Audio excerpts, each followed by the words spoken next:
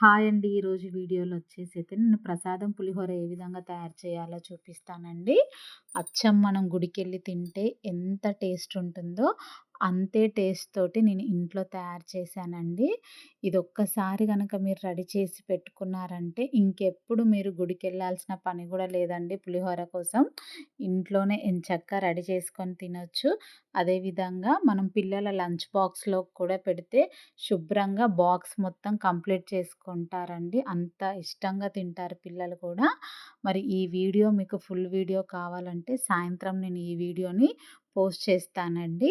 తప్పకుండా అందరూ కూడా ఆ వీడియోని చూసి లైక్ చేయండి, షేర్ చేయండి. అదేవిధంగా మీ ఫ్రెండ్స్ అండ్ ఫ్యామిలీ మెంబర్స్‌కి షేర్ చేయండి. ఇలాంటి మంచి మంచి రెసిపీస్ కోసం నా ఛానల్‌ని సబ్స్క్రైబ్ చేసుకోండి. Thanks for watching. Bye bye.